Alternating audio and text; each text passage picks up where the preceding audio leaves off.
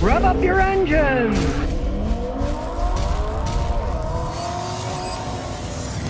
Okay, it's a rainy day, doesn't stop me. We got a check engine light on, nobody seems to fix it for him, so let's get out the scanner and figure out what's happening. It's a 97, and it's nice and dry inside this van.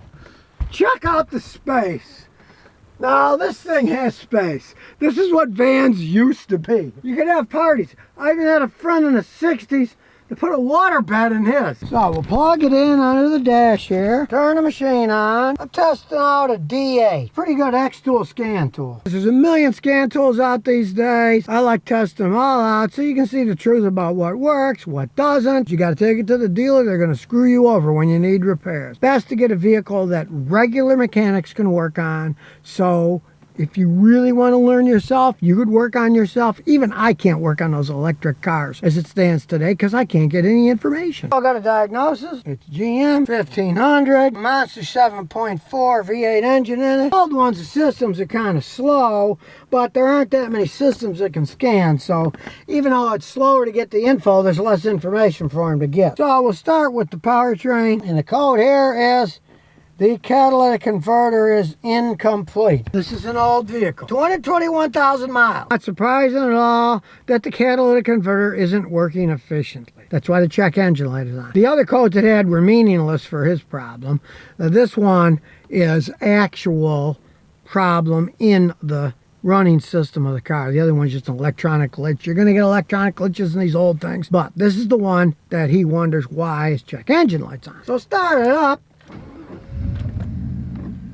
And we'll go to live data. Now, it won't read the live data. There could be a communication problem, but realize this is a very old vehicle. I'm going to go to an older scan tool and see if interface is better. Realize one thing, if you've got an older vehicle, the newer scan tools are always being updated with new data. How they actually work, which a lot of people don't know, is they will often erase a lot of data on the really old cars so they can fit in the new one. You often will need an older scan tool to do an older vehicle like this, even though it'll plug in with a new one. A lot of times they won't work. Now here we go. This older scan tool has picked it up. Wouldn't finish. The catalytic converter wouldn't analyze the system. So we knew there was a problem in the anti-pollution system, either the catalytic converter or the oxygen sensors, right? Well, this old scan tool actually gets the data. Heater sensor circuit, bank 1, sensor 2. It just does the same one over and over again. Bank 1, sensor 2. And I know it's a real code because he's already had it reset before he met me, and it keeps coming back. We'll start it up.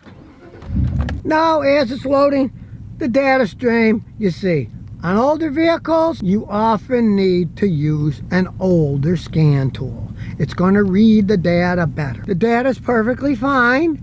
It's running fine. Hey, for something with 221,000 miles, this thing's running pretty good. But it turns out that the heater circuit on the oxygen sensor, the one that's behind the engine, isn't warming up correctly. It's not working. And here's the thing. All that does is make your car pollute less the first maybe 45 seconds of driving it. It warms the oxygen sensor up further. And since this is a Montgomery County, Tennessee car, it does not need to be inspected for emissions. They don't do that here. So in this case, the customer does not care. He's running perfectly fine. Got all kinds of space for hauling his kids around with. There's his Father's Day card from his kids. And we're talking really old school here. There's a TV. I wonder if it's got a VHS player. There it is. VHS player. Now, this was built when vans were vans. I mean, you could really fit a whole family in. Of course, now, the minivans have taken over. Now, of course, they don't have this much open space. But, on the other hand, this thing gets 13 miles a gallon in town, and if you're lucky, you'll get 17 on the highway. It's a big, heavy vehicle with a gigantic V8 engine. But on the other hand, 221,000 miles, this thing still runs like a clock. Now, if you lived in an area that does emissions testing, yes, all you'd have to do is buy that rear oxygen sensor. Then the heater inside would start to work and it wouldn't trip that code anymore. It wouldn't run any better than it's running now. And it would pollute less for the first minute or so where you start it up and running it. So, you know, it's not that big of a deal. But you would have to fix it if you lived in an area where you got emissions inspecting. They don't do that in Tennessee. So here people just really don't care. Now realize these started out as work vans. Then they turned them into recreational vans. And they were really popular quite some time ago. It was the gas mods that really knocked them out. People just don't want to drive something that uses up this much gas. They're a little bit less weight than they originally were, but still, they use up a lot of gas. Like the modern vans, they got easy access. Now they don't have the sliding doors on them, but you open these two, and you got a lot of space. Quite a few of these were converted for wheelchair people, so they can get their wheelchairs in and out. And let's just say the price is right. He bought it used 11 years ago for $4,500, and it's still running pretty good. So, you know, my son just bought a Sienna minivan, and it was $58,000. Yes, it gets 35 miles a gallon, but you can buy an awful lot of gas with $45,000, you know? So, if you got a problem like that, you can decide you want to fix it, or if you live in Tennessee, you're probably just going to say, I don't care, it doesn't matter. And here's some bonus questions and answers. Checkmark says, Scotty, Pontiac GTO question. Despite the fact it's a GM, which is better, 5.7 liter or a 6.0 V8 engines? I'd say the 5.7 liter engines, they have a little less horsepower, but they're more reliable. The GTOs with the V8s are not bad vehicles. It was the ones that had 6-cylinder front-wheel drive that were the clunkers. That's what finished Pontiac off. If you remember, years ago, right before the end of Pontiac, they hired Matt Dillon, the actor, to do all these ads for Pontiac. Then they went under, maybe he's bad karma for car manufacturers. I haven't seen him in any car ads lately, so maybe they thought, hey, he's bad karma, stay away from him. But those were the horrible. The V6s and the 4-cylinders finished Pontiac off. The V8s were not bad. And then for a while, they were still making the same kind of version in Australia. They called them Holdens. They had the V8s, they were rear-wheel drive, and they were decent vehicles too. They stopped making them too because GM just pulled out of Australia and didn't want to make cars anymore because the Japanese had built better cars and they just couldn't make them anymore, and they had to shut the factory down. But they weren't bad cars. Gas hogs, yeah, but they're fun to drive. James Self says, Scotty, why do people attack you when you're trying to help people with repairs? Because the world's full of crazy people and the internet is full of absolute lunatics here and there. People will complain about absolutely everything.